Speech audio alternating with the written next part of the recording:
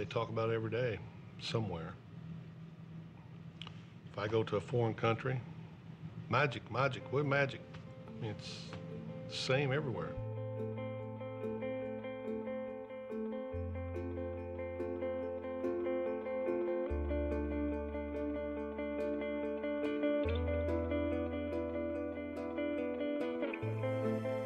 We don't have to see each other. We don't have to say hello. We don't have to call each other.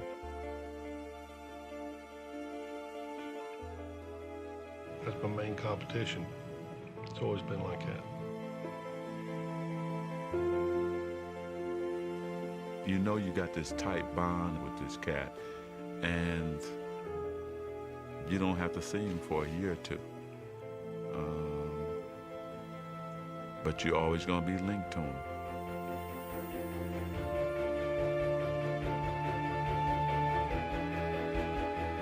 We got this connection that's never going to be broken. I mean, right to our graves. They'll be talking about this 100 years from now.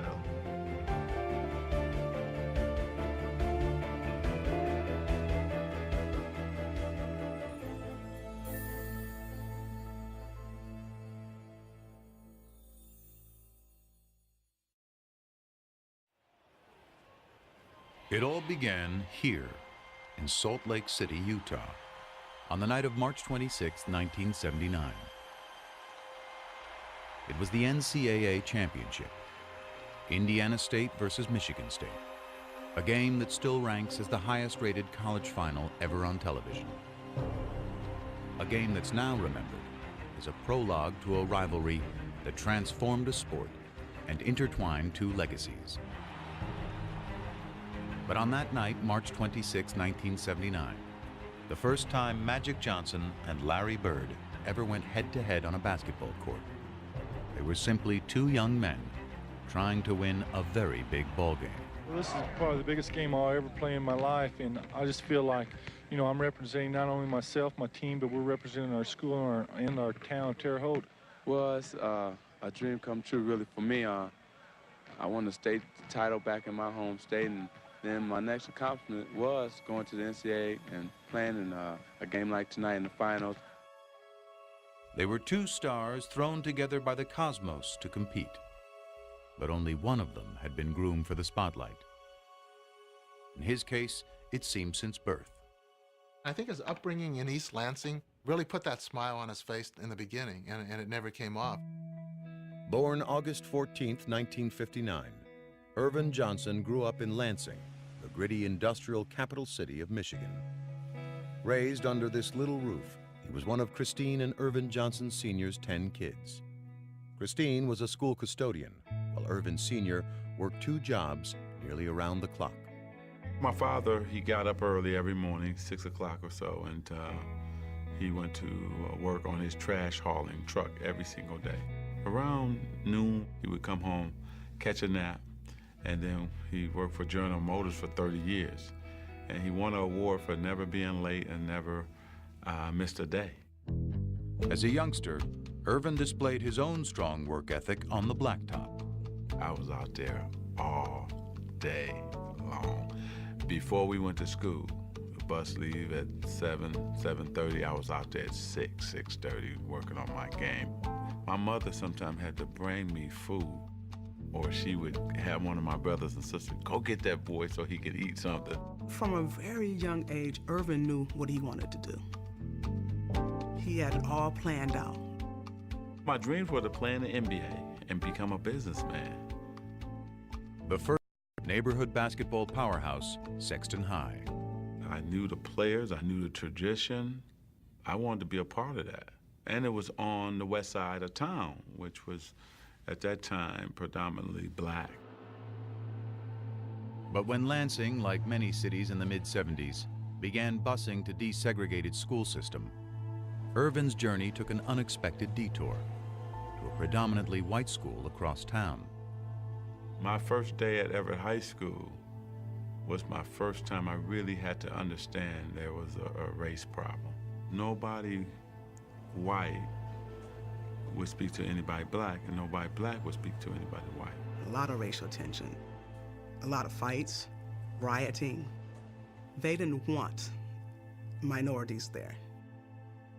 He kind of shrugged it off, and basically his attitude was, okay, well, I'll overcome this. Whenever there was any racial problems, the principal would get Irvin and go talk to these kids. I can just see him with his big hands. Calm down, just calm down. He'd break up fights. Talk with his friends, tell them, let it go. We can't fight about everything. Let's just chill, let's play basketball. And there was no dispute over Irvin Johnson's ability to play ball. His talent was so great that soon after his varsity debut, a local reporter, dazzled by his exploits, gave the budding star a nickname. In the beginning, I thought it was foolish and dumb. I didn't know nothing about a nickname. Then what happened was, you start saying, wait a minute, it fits my game. Hanging out with my boys on the street corners, we used to sing Temptation songs. They started saying, hey man, Magic, that's cool. And then people on the street start saying, hey Magic. And I said,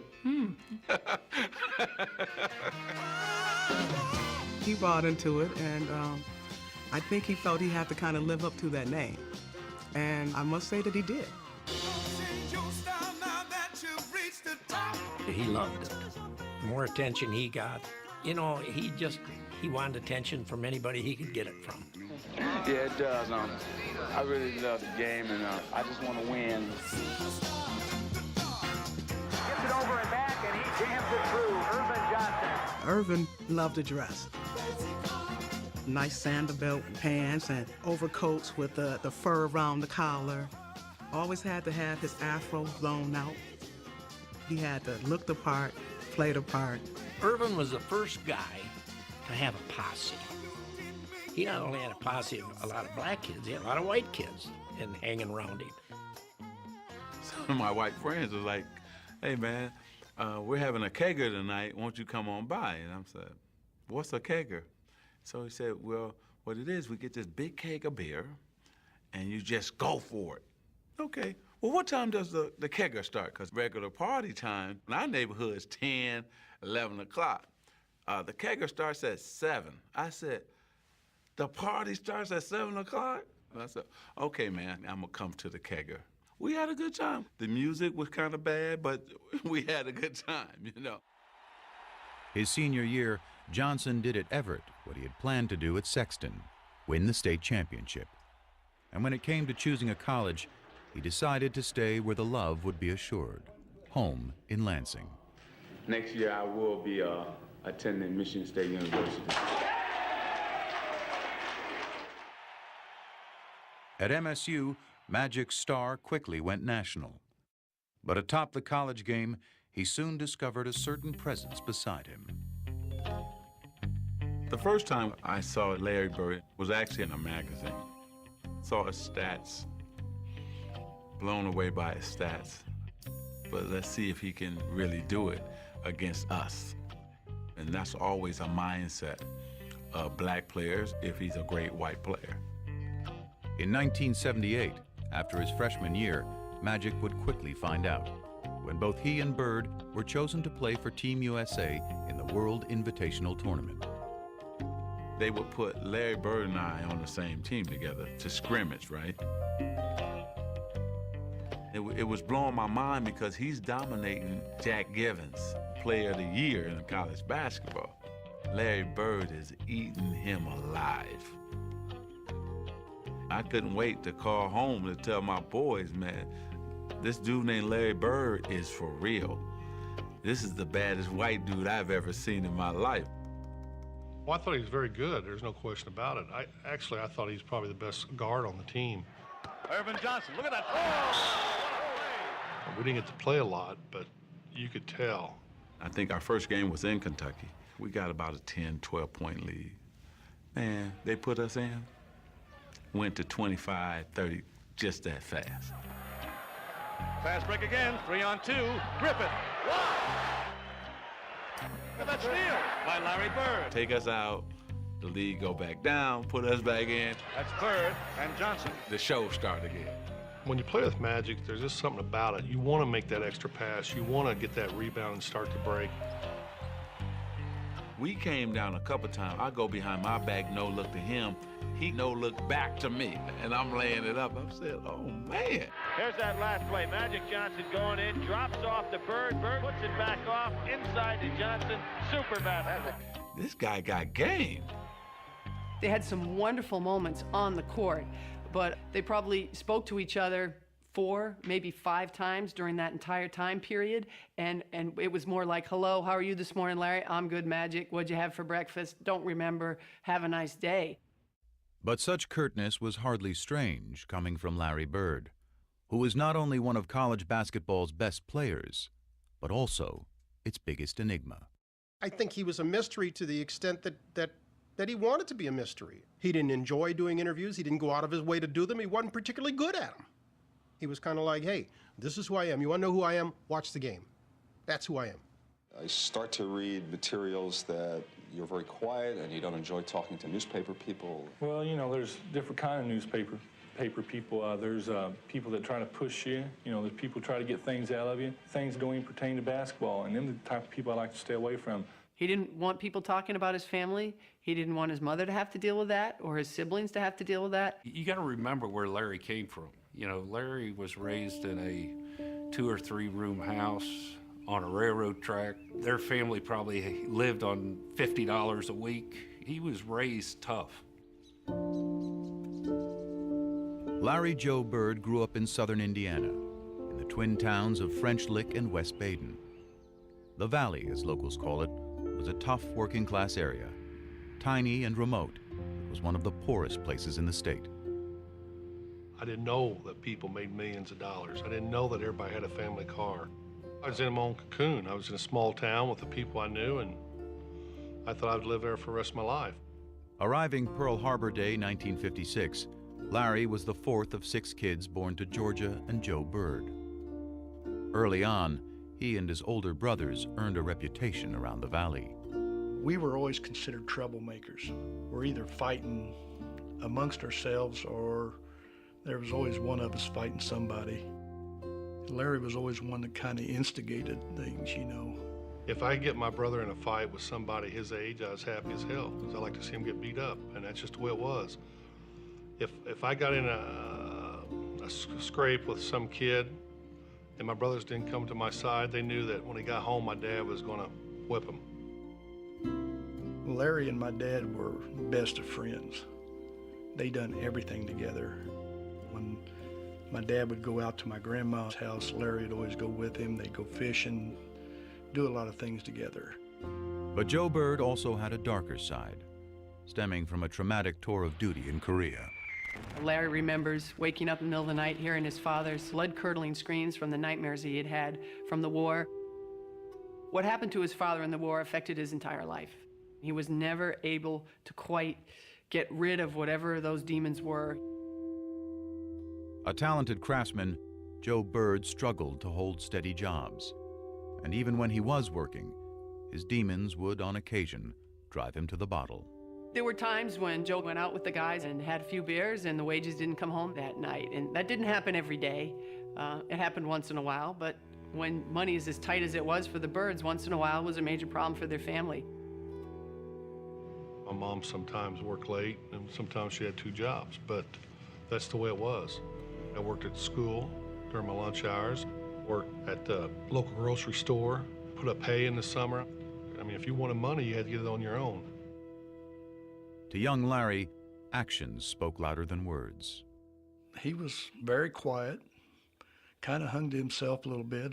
I saw Larry take an F in an English class because he had to get up in front of his peers and give a speech. So I won't do it. But he just could not get up in front of his friends and talk. He was that shy. Of course, next thing you know, when he knew it was time for all of us together at the gymnasium, there he'd be. The minute he'd get a basketball in his hand, things were totally different.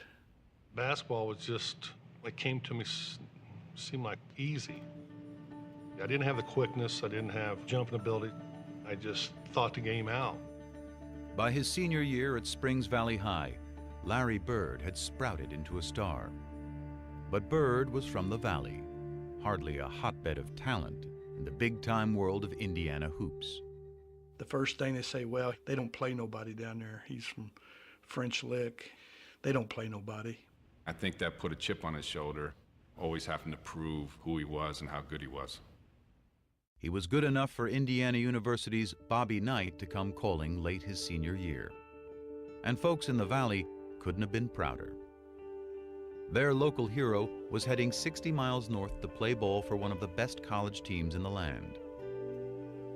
Once I got to IU, it didn't take long to realize that I was out of my cocoon, had over 30-some thousand students, that I didn't have the funds. First week and a half, I thought, man, this ain't gonna work. He left after 24 days. Let my mother down. She didn't talk to me for 2 months. But it didn't matter what other people said. To this day, I don't care.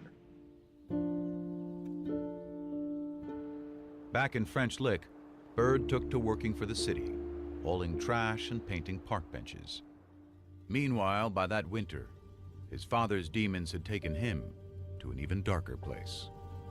By this point, Joe and Georgia were divorced, and he was behind in his payments to the family. The police came by, and of course they all knew him. So Joe said, hey, I need a few hours to get my affairs together before you take me away. So he called Georgia and he said, you guys will be better off without me, and I'm gonna take my life. And he put the phone down and he killed himself.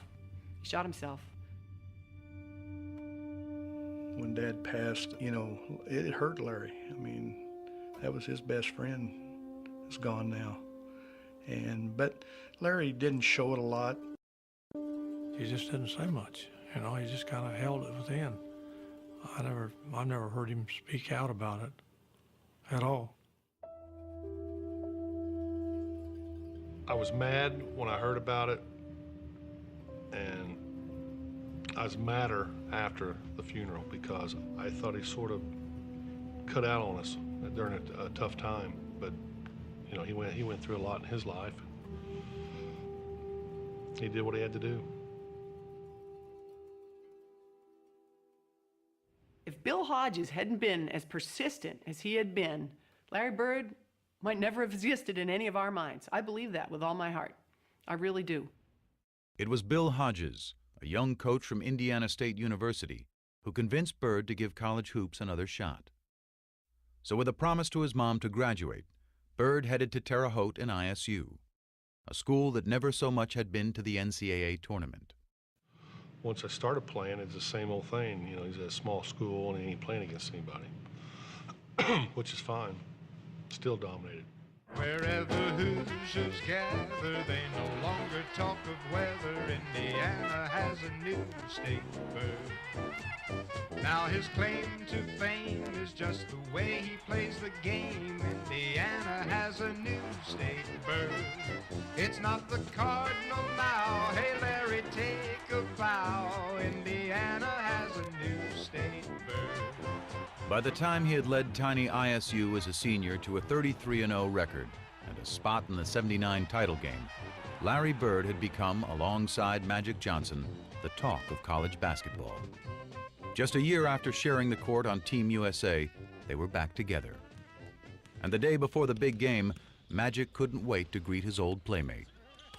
Indiana State was on practicing, and we were waiting in the tunnel. We got there early.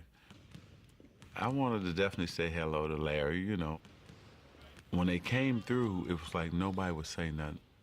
I wanted to go toward him, like his guys, like made sure that he didn't say nothing. And then they kind of start snickering, like, Michigan State, you in trouble. We're gonna kill you guys tomorrow. I probably did snub him. I don't remember it, but I'm sure I did.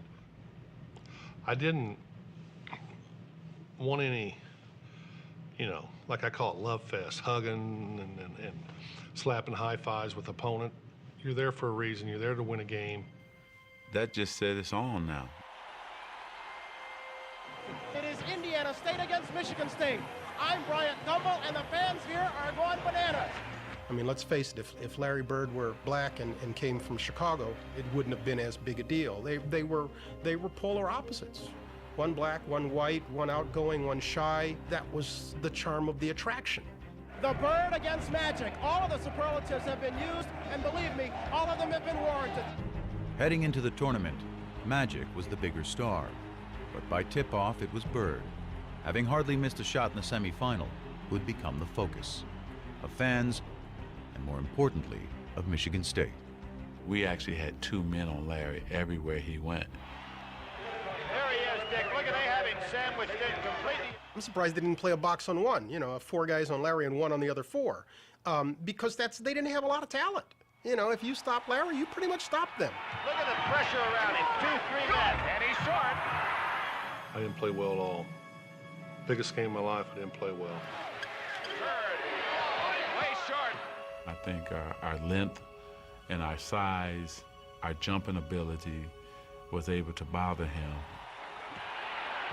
Bird hanging, can't score. I didn't shoot well, missed, I think 3 free throws. Larry Bird has had a cold shooting night.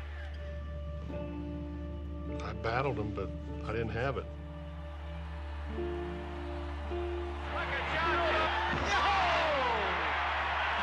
Oh, there's the pass. It's all over.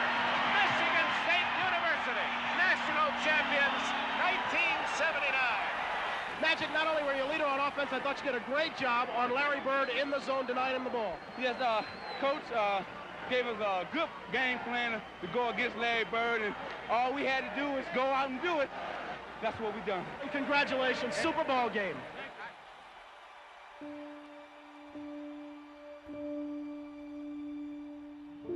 It was over, you know. That was my 4 years. I was done. No, it still hurts. And when you win 33 in a row and you walk into a game, you know, you never know what to expect, but I expect to win. We didn't win. Toughest loss I ever took. I knew it was going to haunt him forever because we were going to see each other a lot.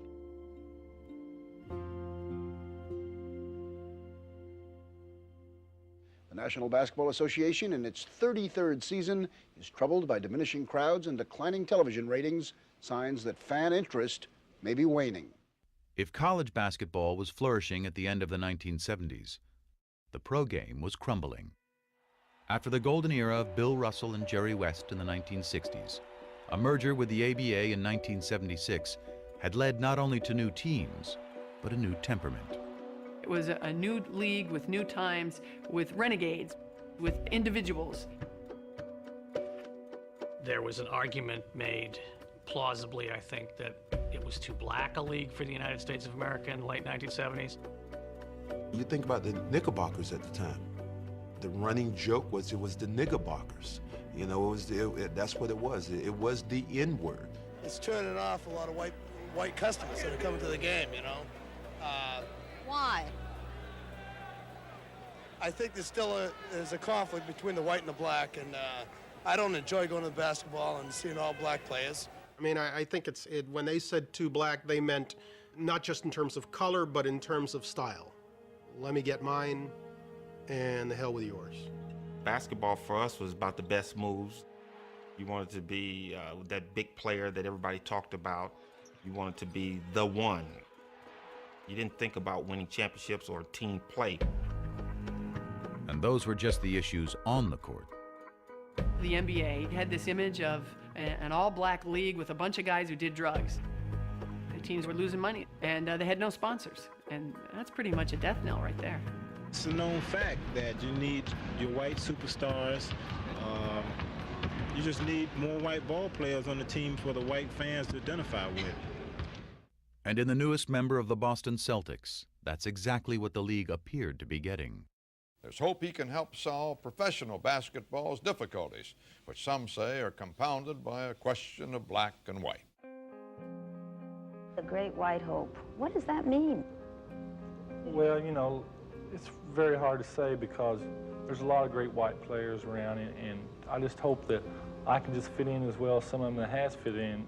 He ran away from that designation. He made it very clear, almost from day one, that he was not the Great White Hope. You know, the great players are the black players, and they're the best. Such deference meant little to black Celtics like Curtis Rowe, Sidney Wicks, and Cedric Maxwell, who looked at Bird and saw not the Great White Hope, but another case of great white hype. He didn't impress me no more than any white guy I've ever seen play before. I think that you would say that most black players at the time were racist in the sense that we did not think that you could find a white guy who could play better than any black guy. When I walk in the first day of camp, them guys were on the floor stretching, and here comes the white savior, here comes this, here comes that. I sort of enjoyed it because I knew I was going to battle them all day. But Curtis and Sidney didn't last long. They didn't even make it through the first practice, and they were cut. So then it was just Cedric. I'm thinking, oh, he's slow, he can't get off a shot. He's not that strong. This is gonna be a layup. Bam, knocks down the jump shot. Okay, maybe that was luck. Gets the ball again. Bam, knocks down another jump shot. Now I'm thinking like, okay, hey, you know what? I'm gonna D this guy up. I'm gonna show him what it's like. 20 feet away, bam. 25 feet away, bam. My mind just goes, okay, damn, this white guy can play. It was a good thing, too. The storied Celtics might have been the winningest team in NBA history, but they were fresh off their worst season in 30 years. And in Bird, they had a player who was not only supremely talented, but tough enough to take on any challenge. I always played like everybody in the world was against me. I thought everybody was against me. I used to think up things to get me rattled before a game. He knew how to fight. I know that from off the floor. One night, somebody was giving one of his buddies a hard time, and Larry went over and, said, hey, this is my friend, and this guy was a pretty good-sized guy. By golly, they go out back, and the guy turns and says something to Larry, and Larry hit this guy, and I caught him. Hit him so hard, I go, whoa. He was from the old school, and that's how he played. Larry Bird plays it to the hilt, baby. Played the game hard, played rough. There was no frills about him. He came in, he threw elbows. There was nothing smooth about Larry. New Englanders like that. They're hardworking people. They like that that's how people view them, and that's what Larry was.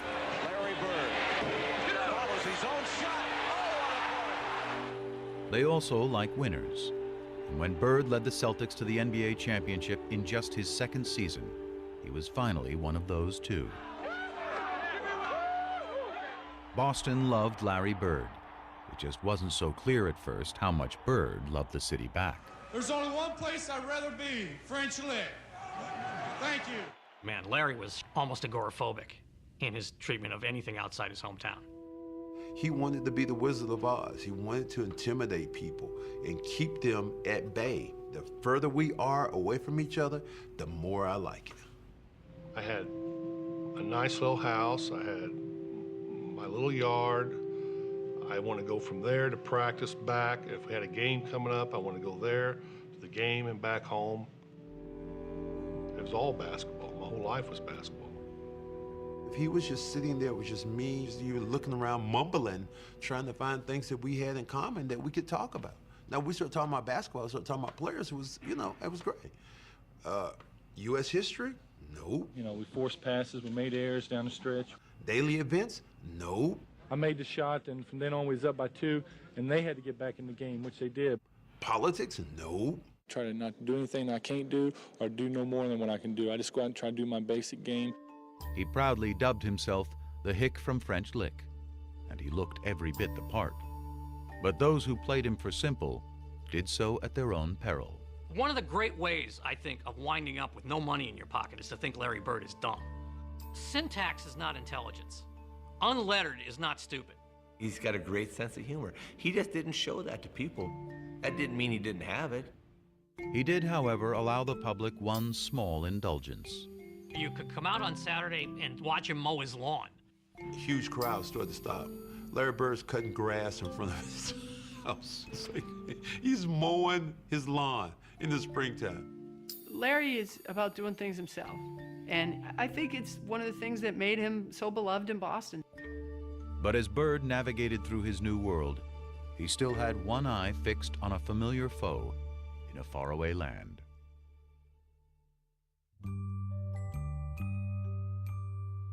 What tripped me out was I'm riding, right? I'm riding in the limo and I'm seeing orange trees and lemon trees in people's front yards. I said, stop, I gotta go pick an orange. Are you crazy? I said, no, I gotta do this. And so I ran up like a scared little kid, grabbed the orange and ran back to the limo.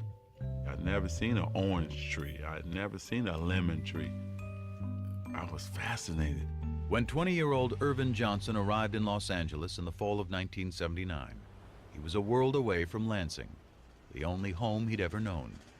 He was the #1 pick of the LA Lakers, a once dominant franchise stuck in mediocrity. In the stoic Kareem Abdul-Jabbar, the Lakers had talent, was energy. Irvin Magic Johnson was only too happy to provide it.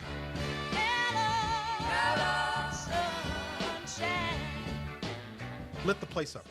Changed the franchise, changed the temperament. I changed it from the very first game. Skyhook up and good. Lakers win. Here it was, the first game of a long season against the lowly Clippers. And Magic was embracing Kareem as if they'd just won their 10th straight championship. It was like, man, this is a different kind of dude. From the day he arrived, he became the prince of the city. He reminded me of a guy who wakes up without an alarm clock. And that's what I used to always say. I want to be happy enough to wake up without an alarm clock because I want to go into my world.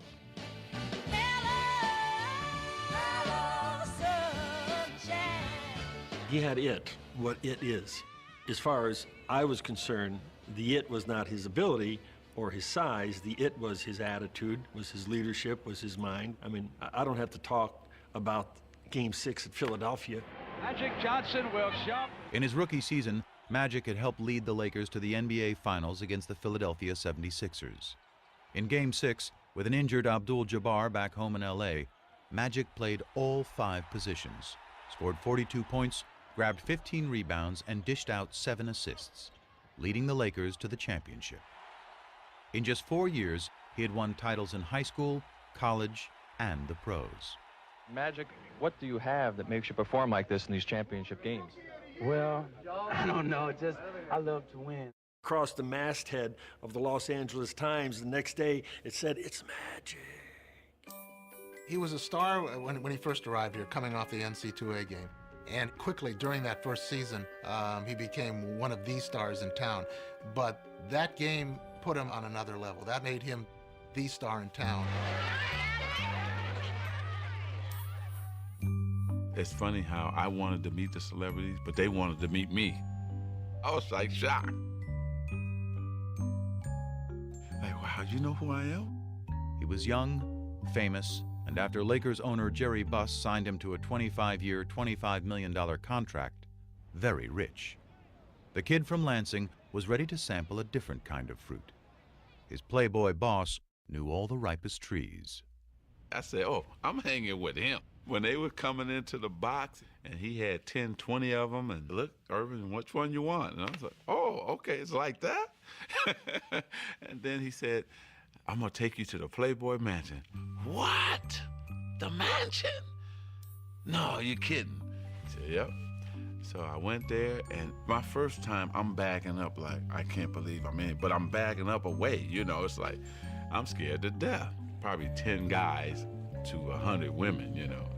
Everybody think it's sex-driven, but it's really not. You have dinner, then you watch the latest movie.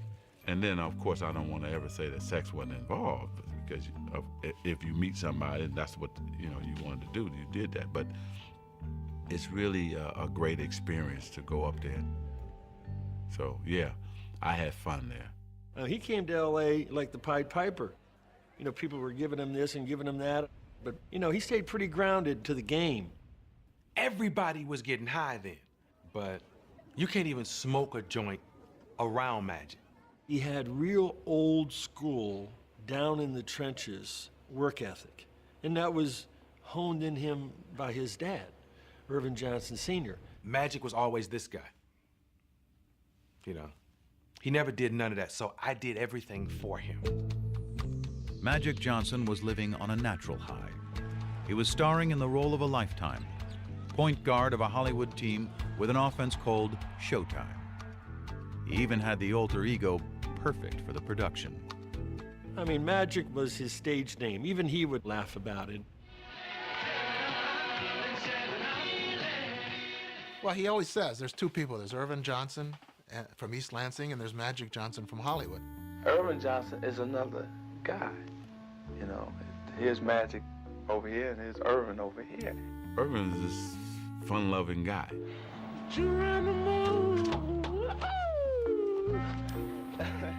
Magic was so serious and dedicated to his game, and he was a crazy, crazy competitor and a crazy man.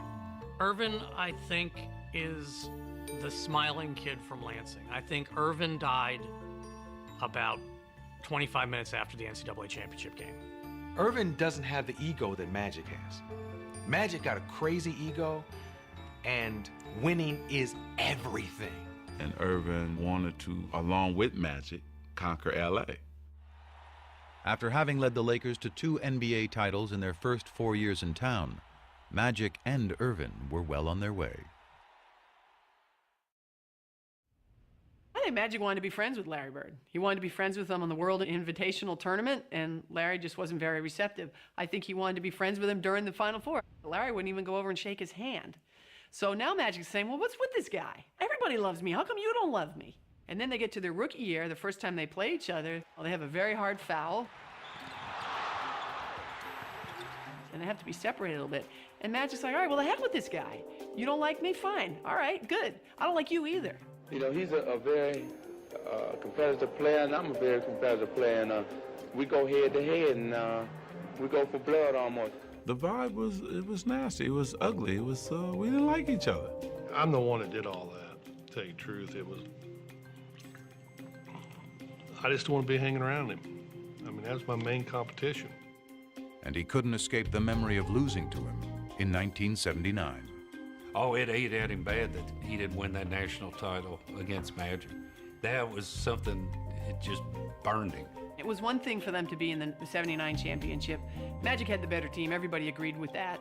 Magic had the better game. Fine. Now you get to the pros. Larry has this incredible year. Bird, a runner. It's good! But there he is, watching in a club while Magic Johnson wins a championship, and he's thinking, all right, I'm behind 2-0 now. I watched that game, and I couldn't believe it. I always wanted to play at that level. But what Bird couldn't possibly have known was that he had inspired Magic's performance when he was named Rookie of the Year earlier that same day. The PR person from the Lakers says, hey, Irvin, the Rookie of the Year voting has come out. And Magic says, okay, well, who won? He said, well, Larry Bird won. And Magic says, well, was it close? And he said, oh, no.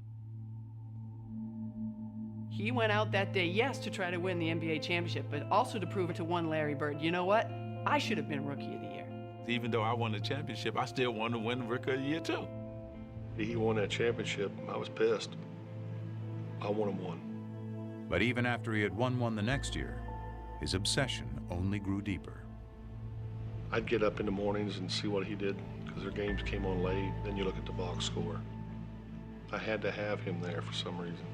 It's like a crutch, somebody I can compare myself to. I hated what was being said, that Larry was better than me, and I'm just a guy who can control the game. My first 4 or 5 years, that bothered me a lot. I didn't tell nobody it bothered me, but it did. Their competitive dislike emerged from a greater truth, that on the court, they were doppelgangers. Team-oriented stars who cared about winning above all else. Basketball savants who fused the substance of the 60s with the style of the 70s to create a new and exciting yet selfless way to play the game in the 1980s. Yeah, I'm gonna pass. But I'm gonna pass in a way to make you look like a jackass. They were so similar in the way they competed. I mean, they were two halves of the same brain. Same craziness to excel.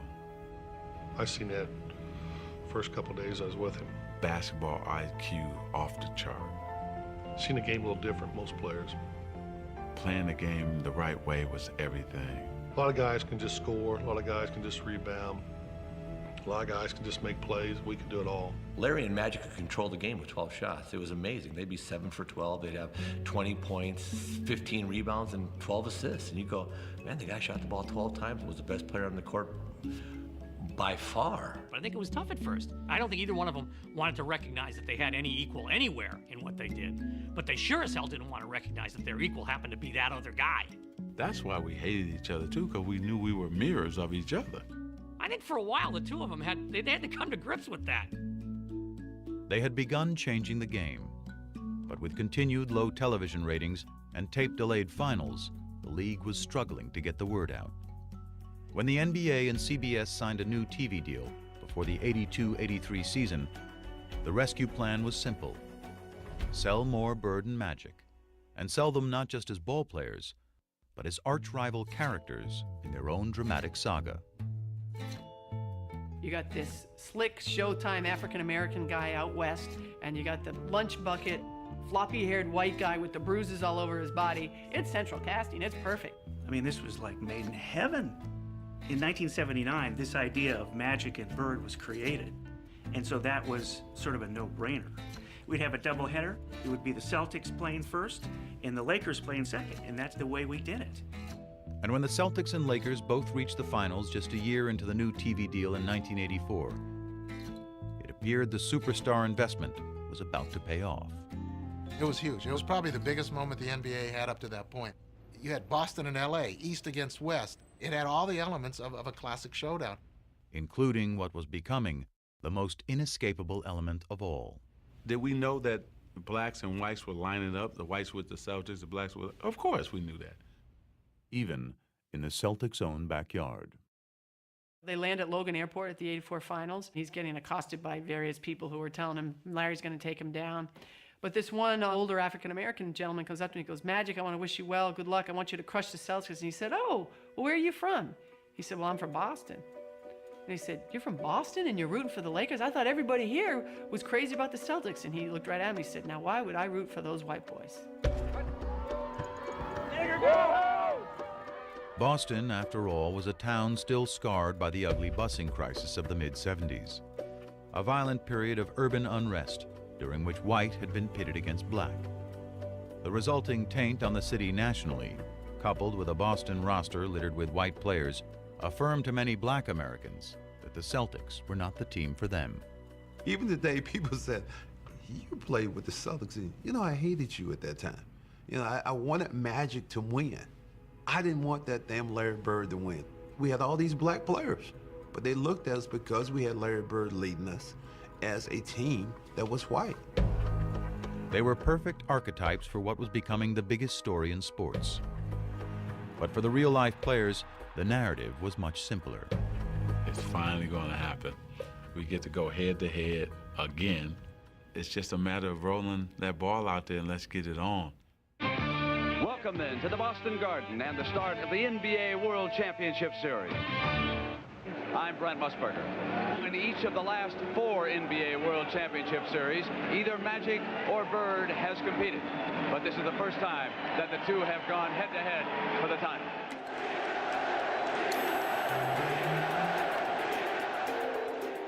Man, we jumped out on them that first game, and we won in Boston. And with less than a minute to go in Game 2, the Lakers were closing in on a commanding series lead.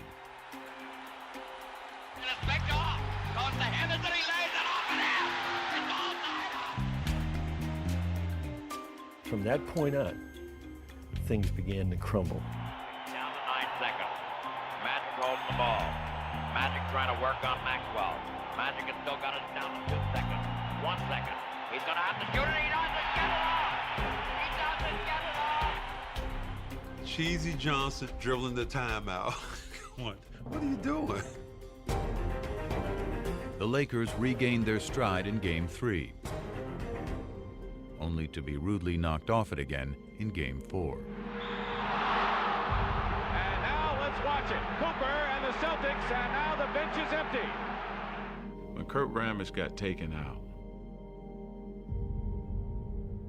we started fighting instead of playing. Kareem swings the elbow, and now is yelling at Larry Bird.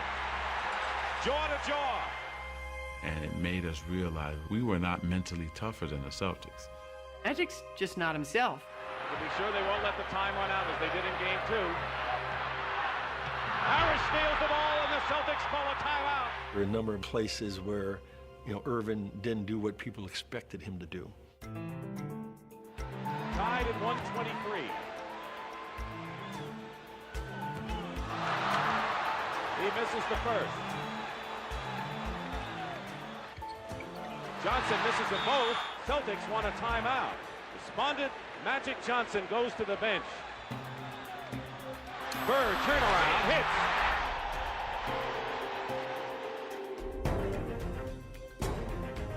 Game 5 went to the Celtics.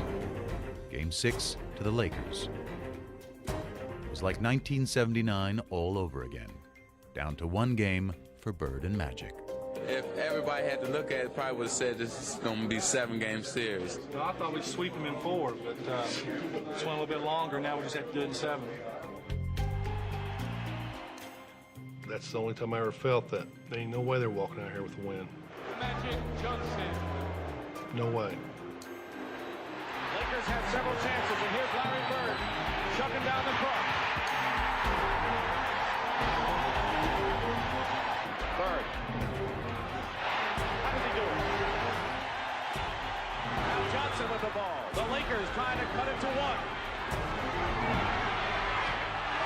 And he loses it.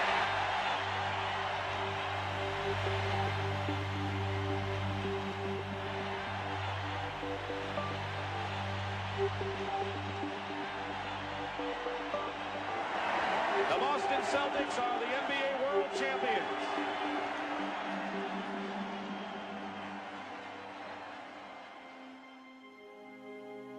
I pride myself in being the guy who's going to win it for us and deliver under pressure. And it didn't happen. I hope he was hurting. Hope it killed him. He made some bad plays down the stretch, and nobody in there was happier than me. Not only winning the game makes you feel good, but just knowing the other guy's suffering, and you know he was. I remember after the game that both he and I were in the showers crying and stayed in there for about 35, 40 minutes. It was hard because not only had we lost to the Boston Celtics, he had lost to his nemesis, Larry Bird. I think he just made me dislike him more, because he was that good. And I think you be jealous. You're jealous a little bit.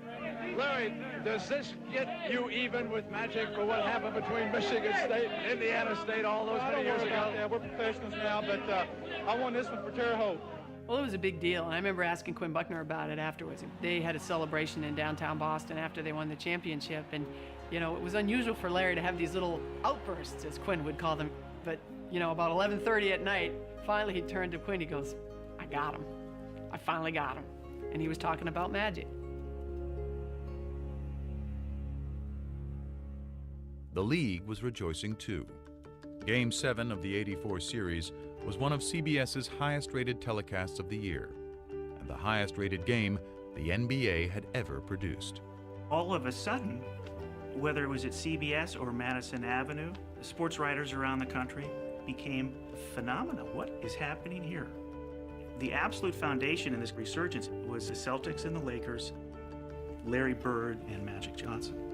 But Magic was in no mood to bask in the accomplishment. I took a media beating. Tragic Magic. This is why we say Larry Bird is better. It's probably the first time ever in my life I was depressed. And I didn't want people to see me. It was something I never dealt with in my life. That particular series, that championship series, redefined his whole career because he never stopped working after that. Magic was on a mission to prove to himself and the world that with the ball in his hands, he was still the one in control. And after his Lakers ran through the '85 season, he quickly got what he wanted, another shot at Bird and the Celtics. They won the East, we won the West. So it's like everybody just get ready, sit back, and let's enjoy it. But that smile belied the intensity of the clash that awaited. If I had a glass of water and any of those guys had been on fire, I would have drank the water and watched them. They called us, chokers and sissies. We didn't like that, and they thought less of us. I knew they did. In '85, we played them 4 times in exhibition season for some reason. I don't know why they scheduled that. By the 4th game, there was an all-out brawl. They call this one of the greatest rivalries in all of sport, the Celtics and the Lakers. And if that is true, it is the most one-sided rivalry in all of sports. 8 times these two have met for the NBA championship, and 8 times the Celtics have won. At guard, in his 6th year from Michigan State, at number 32, Magic Johnson. But in the '85 finals, Magic changed the script. Over 6 grueling games, he masterfully controlled the pace with all-around brilliance. He has a triple-double again. Behind their point guard, the Lakers finally knocked out the Celtics, winning the clinching game in the Boston Garden. 3 in 6 years, LA comes to Boston and wins the world title. Redemption for one Magic Johnson. It's a long year last year to wait for this moment right now. Magic had evened the score with Bird on the NBA floor, but the significance of their rivalry and their relationship was still just taking hold. You crazy. I said, you're crazy. I'm not shooting no commercial with Larry. So I said, okay, what, we're gonna shoot it in LA? I would never went to LA to film it. Well, where are we gonna shoot it? If you want to shoot a commercial, come to my house. I was like, oh no. One stoplight. And I thought Lansing was small. I think the plan was, I'm gonna go here, I'm gonna do what I'm supposed to do, and I'm trying to get up out of here. My plan was that. Even after Converse had convinced Magic and Bird to film a sneaker ad together in the summer of '85, a question remained. How would the two hated rivals on the court get along off of it? I don't know how he's gonna react. I don't know how I'm gonna react. We didn't even shake hands, so how are we gonna do a commercial together? The ad was to be filmed at the home Bird had built for his mom. It featured a full-length basketball court, the day's first location. So they say, okay, you're playing one-on-one, and I'm looking at Larry, and he's looking at me like, is this real? Are we playing? Because, this is Magic and Bird. I could just hear Larry, starting in on, well, you bring it to the basket, and I'm going to send it 30 rows up. So the guy was like, no, not like that. A fun game. We were both like, oh, okay. Like, like you can see this relief coming over both of our faces. That brief détente led to the next stage, dialogue. We sat down next to each other. How was your summer? Oh, it's going good. How was yours? It's going great. He said, man, it's a nice spread you got. And he's asked me, is this where you play? I said, yeah, I play here if it's not windy. If it's raining or windy, I go to the gym. But this is where I do all my work. I see that tractor. You work on the tractor? He said, man, I work on this tractor every day. Larry Bird work on a tractor? He said, yeah. It's just them two walking and talking, and every once in a while they'd stop and one of them would say something, and then they'd start laughing. Then they said, okay, break, it's lunch break time. I was going to my trailer. He said, no, my mother has prepared lunch for us up at the house. We went up to the house and we sat down there and we talked, and my mom, my brothers thought the world of him. His mother was so nice, making sure I had enough to eat. I just saw my mother. It was crazy. He charmed her. You can see it. But that's Magic. He makes everybody feel welcome and warm, and he's a con man. And while Magic charmed Georgia Bird, it was someone else who intrigued her son. He met Irvin at lunch. Irvin is a good dude. I like Irvin a lot better than Magic. I was just so happy to finally be Irvin with him. because Magic was like, I don't know if I want to get to know this guy. But Irvin got a chance to talk about family, how he grew up. We just became two relaxed guys, just talking. That day was great. It was a great day. Beautiful day. Still, for Bird, ever the competitor, that's all it was, just one day. Magic thinks the next year, okay, well, now we're great friends, so, after the game, we're going to go out, we're going to have a beer, and Larry's like, no, you're right. I know you better. You're a good guy, but I still don't want anything to do with you. He's a happy-go-lucky guy. If me and him got to be really good friends, go out on the court, he could still play the same game. I couldn't. I mean, that's just the way it is. But when the ad hit the airwaves, for others, the perception changed. I saw those limousines going through the cornfields, and I said, no. They didn't sell themselves out. I heard Converse made a pair of Bird shoes for last year's MVP. Yep. But they made a pair of Magic shoes for this year's MVP. Okay, Magic, show me what you got. Well, this is really a business thing. The Bird shoe, the Magic shoe. And maybe that's where the business thing started to get bigger and began to trump who they both really were. It polarized the whole idea of lunch bucket versus Hollywood, white versus black. Just cemented all the differences between them. Kids weren't wearing black gym shoes because they didn't want to be associated with the Larry Bird camp. You wore your white Converse. The basketball rivals had morphed into cultural warriors, and race, more than ever, had become an unavoidable part of the conversation. Yo! But nothing about Bird and Magic had ever been as simple as black and white.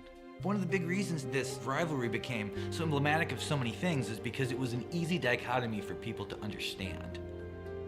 But it's crazy to simplify it as saying white people like Bird and black people like Magic because 13% of the country is black. But it wasn't like 87% of basketball fans preferred the Celtics. Who's your favorite basketball player? Magic Johnson. Who's your favorite movie star? Eddie Murphy. Pina, all you ever talk about is nigga this and nigga that. And all your favorite people are so-called niggas. It's different. Magic, Eddie, Prince are not niggas. I mean, they're not black. I mean, let me explain myself. Has the N-word ever been used by a white person to describe Irvin? I doubt it. But as Magic enjoyed his image as a crossover star, it was Bird, the one-time great white hope, who had further emerged as the polarizing racial figure, due in part to that era's increasingly conservative political climate. The rolling back institutionally of the achievements of the civil rights movement were going on apace from about 1975 on. But the triumph of the movement that rolled it back took place in the 1980s. And I think there was people who were very aware in the black community of what was going on. And I think there was a lot of sublimated frustration. And I think one of the ways it got sublimated was into basketball. And I think Larry, through no fault of his own, was the receptacle within which the lingering resentments somehow floated. And after Bird led the Celtics to the championship in 1986, his third in the pros, winning his third straight MVP award in the process, the resentment grew. I always felt that the press was biased in favor of Larry Bird. It always felt to me like they were gonna make Larry the hero. You know, you'd see somebody score and Larry would be in a cast in a suit on the bench and they'd say, Larry Bird made that possible a couple weeks ago when he told that guy he could do it and he just did it. They gonna get his motherfucker the assist and he not in the game? Not to be racist, but we have a white guy who's the best in the world. It's predominantly a black sport now, and you got a guy like Larry Bird who can't run, who can't jump, but can do everything out there. That don't mean nothing to me. It don't mean anything to me. It never has. I don't know why. I mean, am I doing something wrong here? Bird may have sought to avoid the conversation entirely, but the more he won, the less he could escape it. Now there's a steal by Bird. Underneath the DJ, lays it in.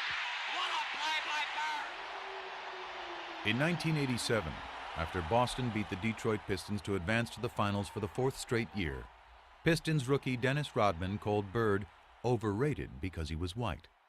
His teammate Isaiah Thomas then chimed in with some thoughts of his own. I think Larry is a very, very good basketball player. I think he's an exceptional talent. But I'd have to agree with Rodman. If he was black, he'd be just another good guy. I can remember in the locker room, I think it was Jack McMullen came up to me and said, Isaiah just said, boom, boom, boom, boom. And I go, so? He didn't care. He didn't care. Everybody else around him cared very deeply in the days and weeks, as it turned out, ahead.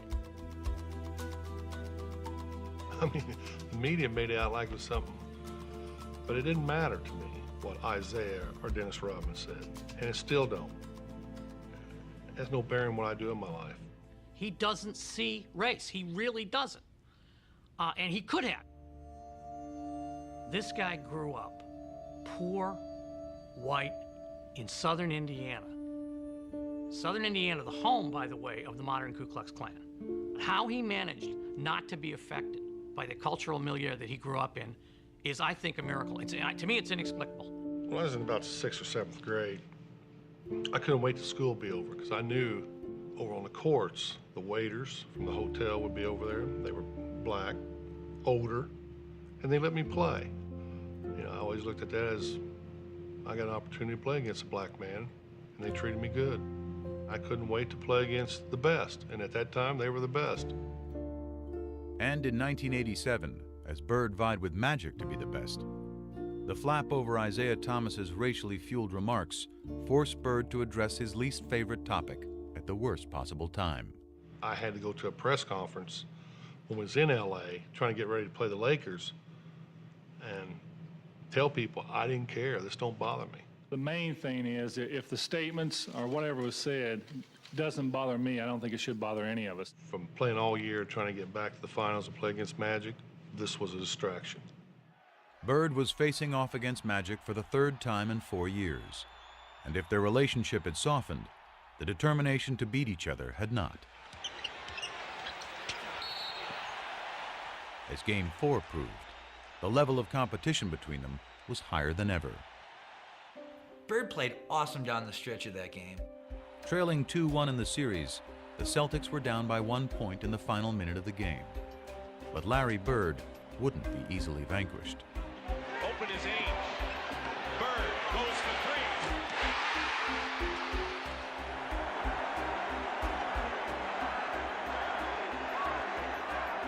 3. With 7 seconds left, though, the Lakers still had life. 3 years earlier in the '84 finals, Magic had flubbed a similar situation. But this was a different Magic, one with a whole new bag of tricks. My man switched to Kareem, and Kevin McHale jumped out to me. As soon as I saw Kevin, I said, oh, I'm taking him. You know, Magic puts it on the floor, a couple head and shoulder fakes, and he raised up in the air. And there was nobody that was going to get that shot.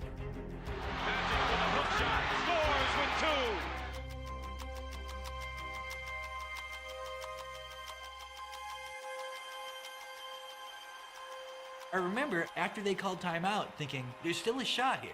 Celtics may still win this game. Well, they set up a great play.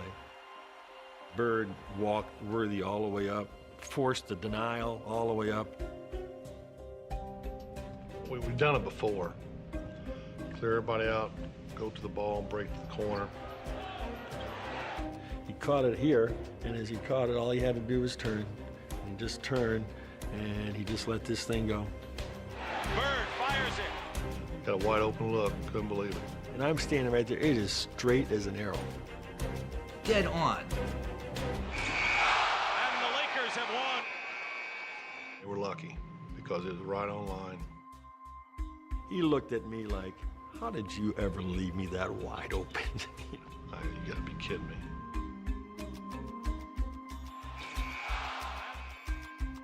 Changed the whole series. The Lakers won the series in 6. And in the aftermath of a year in which Magic had won his first MVP, the rivalry suddenly took on a new tone. Magic's just a great basketball player. He's the best I've ever seen, you know. Unbelievable. I don't know what to say. I was shocked that he said it, because I thought to myself, maybe this is the beginning of a new era that's not going to include him. It was the passing of the torch a little bit. After vanquishing Bird in '87, Magic wasn't done winning. The following year, he squared off in the finals against his good friend Isaiah Thomas and the Pistons, beating them to become the NBA's first repeat champions in 2 decades. By the dawn of the 90s, he'd won 5 titles, played in 8 finals, and equaled Bird's MVP tally of 3. But the more Magic won, the less Irvin seemed to be around to reap the spoils. Once I tasted the champagne and the championship, I wanted more of that and more of that. So Magic kept growing because we were successful. And the persona and all of that came with that. The Prince of LA was now the king. And in Hollywood, being royalty had its perks. What was Irvin Johnson's vice? Now, you know my publicist wants me to say winning.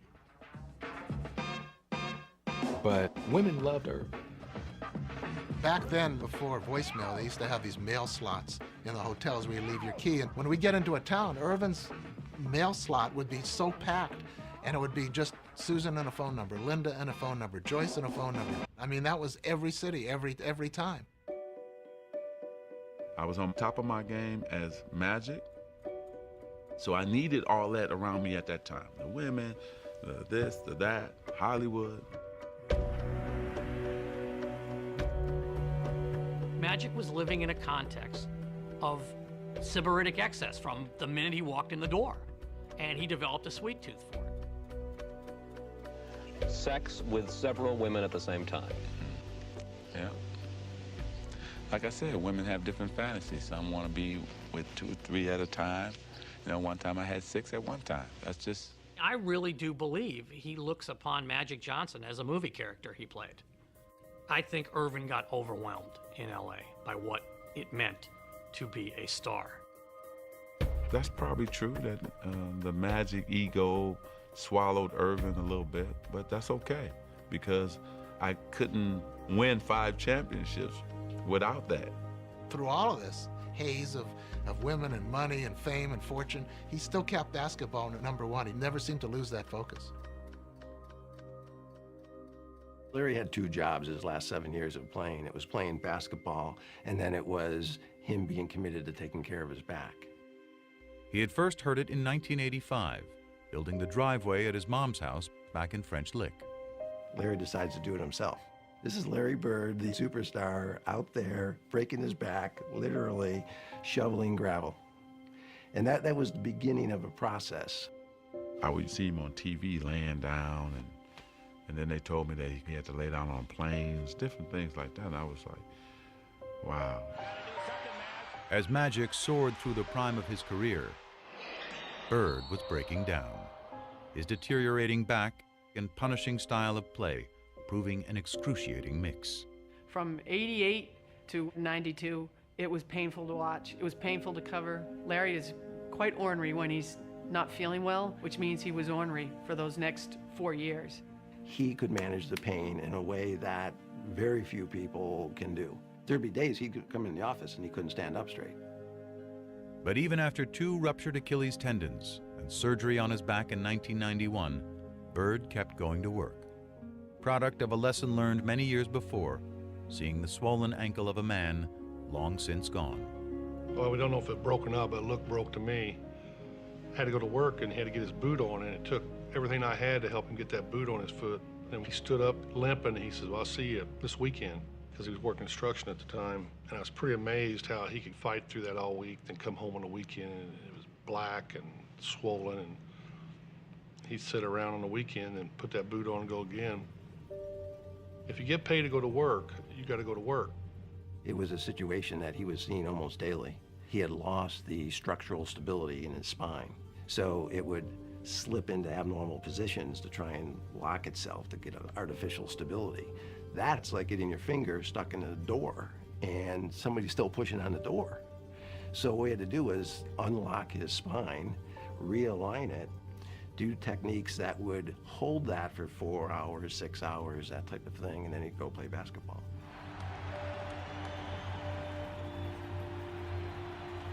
Every time I would play. I was wondering if I was going to be in a wheelchair. Was I ever going to be able to, you know, walk on the beach or hold my kids? His pain in his quest for basketball became all-encompassing. Very few people really knew what Larry was living with, because this was Larry's issue, and there was no sharing of his pain. You know, I probably should have retired in 88, 89, but it's that competition. Maybe one more chance, me and Magic could get together in the finals, but it never happened. I'm sleeping, really, laying down, just waiting on the game, and the phone rings, and the voice says, "Hey, you gotta come back to LA." And I said, "Okay, why?" "Well, I can't tell you until you get to LA." So I said, "Okay." 2 hours later, he was in the office of Lakers team physician Michael Melman. Dr. Melman starts to tell me that, you know, through the physical that I took, that they discovered that I had HIV.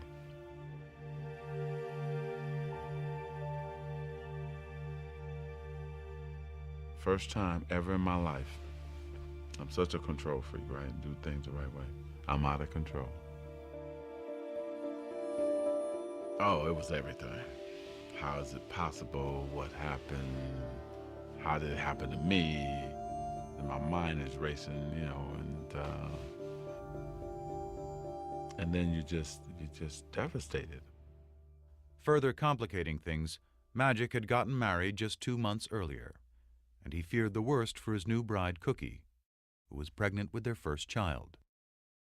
I don't know what's going to happen with my wife and my baby. I don't know what's going to happen to me. I don't have control of the situation, and I was lost just for that next 2 or 3 weeks. And after Magic learned neither his wife nor his unborn child were infected, he began revealing the news to his inner circle. The phone rang, and it was Magic's agent, Lon Rosen. And he said, "Irvin's looking for you, call him." And I said, "I'll call him when I get to Paramount." And he says, "Call him now." I said, "Lon, I'll call him when I get to Paramount. I'll be there in 20 minutes. And he said, "You got to call him now. Irvin's HIV positive." I remember I was sitting on the bed. I remember standing up at that point. And I said, "How is that possible?" I'm thinking Irvin's gonna get skinny and die. I mean, literally, that's what I thought. Irvin's gonna get skinny and die. The first person I thought of was Larry. I wonder what Larry thinks. The day that I heard about Magic, it just sort of changed my love for basketball. It shook me up. You know, you get that feeling, probably the same type of feeling I had when my father died. He wants to understand why, you know, how can I talk to him? How I need to speak to him. It was just really important for Larry to talk to him. You know, it's sort of, I don't know. I wanted to hear it from him, probably didn't believe it. Calls me, and we're talking, you know, it's just, "How you doing? I heard about it." And you can almost hear both of us with some tears in our eyes. And I'm choked up because he did call me. And, you know, when something happens,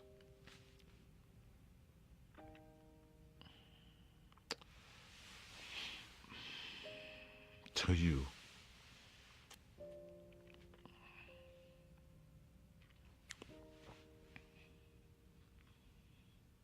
and then you find out who really your friends are and people who really care about you.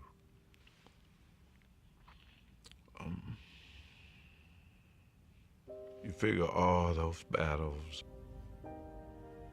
all those things we had to go through as warriors, as competitors, and as men.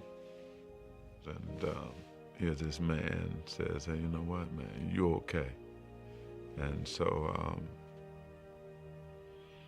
that was the greatest moment for me too, you know, to have him check on me and to make sure I was okay. First of all, let me say good late afternoon. Because of the HIV virus that I have attained, I will have to retire from the Lakers today. It's the only press conference I've ever been in where I've seen reporters cry. I mean, we thought this guy was in total denial. I plan on going on, living for a long time, bugging you guys like I've always have. We thought this smile was going to be wiped off his face forever, and he was going to die, but we're going to watch him die in public. I just remember in the room, he was joking, and I'm sitting there looking at him crying, and he's like, Coop, man, I'm going to be okay. I'm going to be okay. It's going to be all right. I am going to go on, I'm going to beat it, and I'm going to have fun. Sure, come on. You're going to beat this? And to him, it was a contest.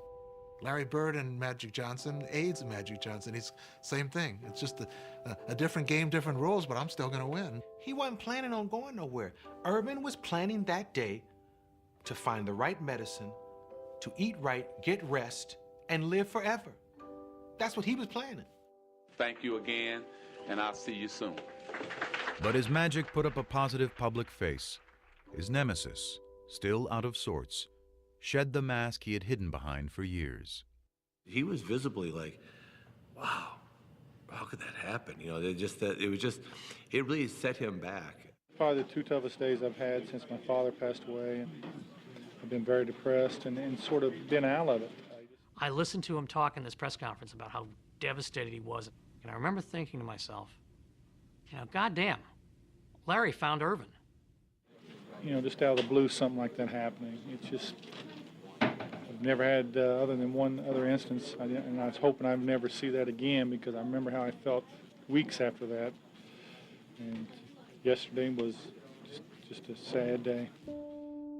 And at his game that night, Bird was forced to confront pain he couldn't so easily play through. Didn't want to be there that night. First time ever. And really last. I remember we played in Atlanta. Had no feel for the game, you know. This wasn't a good time to be out there. Never had that before. That night he threw a pass. I'll never forget, he threw a half-court pass behind his back for a layup. And if you blurred your eyes, you squinted your eyes, it looked like magic. And it was Larry saying goodbye. You know, I mean, this competition thing is amazing, what it does to you. What you put your body through and what you do and what you say and how you feel, and knowing that he's not there wouldn't feel right. But I think it's all them years that, you know, what's he doing? What if he's practicing this hard? I bet he shot 500 shots a day and I didn't get 500 in. It's always that mind games. Bird played through the 91-92 season, his last in the NBA. But a part of him was already gone. I didn't check the papers anymore. You know, it didn't matter. I still wanted to compete, you know, but it wasn't the same. It really wasn't.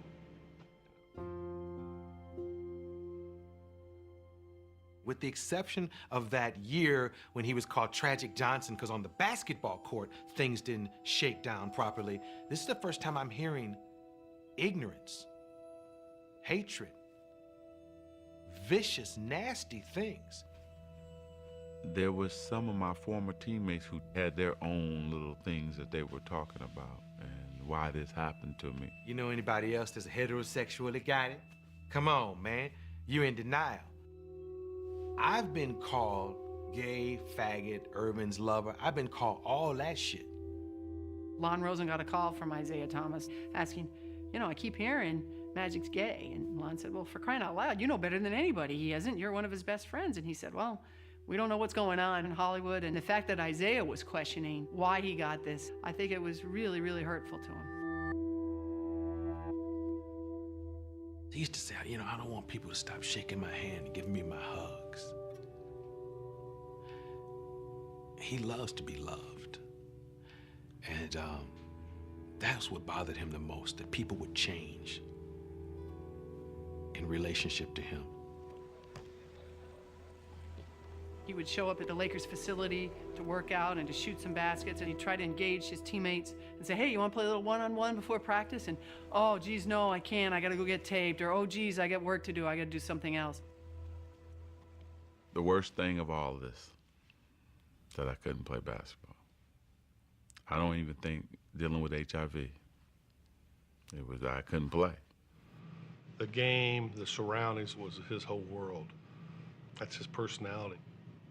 When you take that away, you know, you're hurting. I knew he was hurting in a big way. The only sex is safe sex, and that's no sex.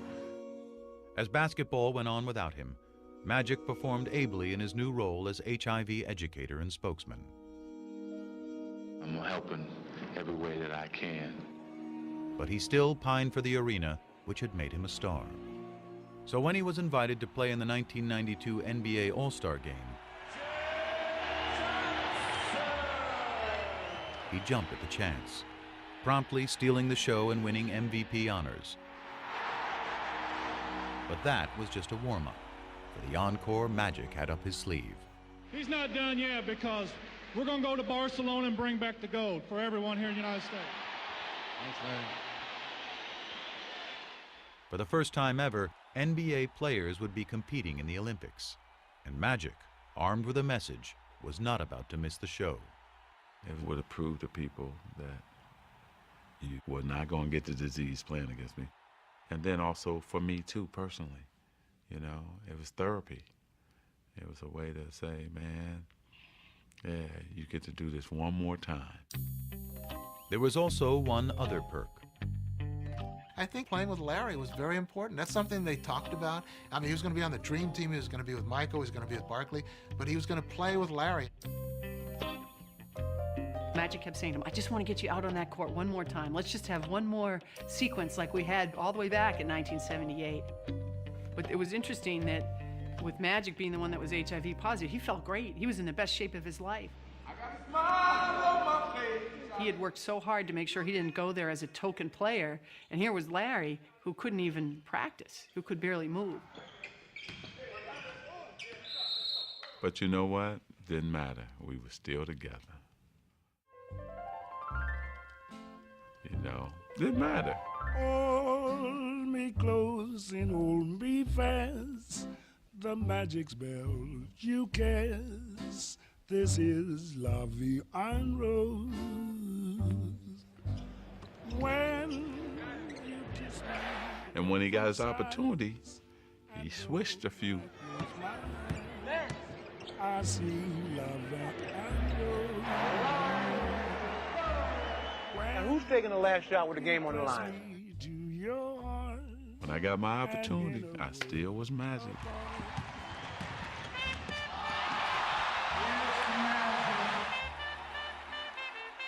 "14 years after they'd first crossed paths, the smiling kid from Lansing and the shy boy from French Lick were happily back together in Barcelona. But it took just one glance outside their hotel's front door each morning for them to see that as far as they had come, they were as far apart as ever. The only way you walk out that door if you wanted attention. But I asked this guy, I know, how can you get around this? There's got to be a way. Lo and behold, there was a side door. You can go wherever you want. I was going to tell him about it, but seeing that smile on his face, the closer you got to that front door, come on. He didn't want no side door, you know Irvin. He'd go right in the middle of them. Turn the long way, sweetheart. There you go. I'm going out the front because that's who I am. I don't go out the back. I don't go out the side. But that's not me. If you want to go somewhere in a hurry, there's a door that leads you there. and I found it. I respected him for that. And so, hell, I would try to find a slide door for him. And we never tried to change each other. That's what made this relationship great.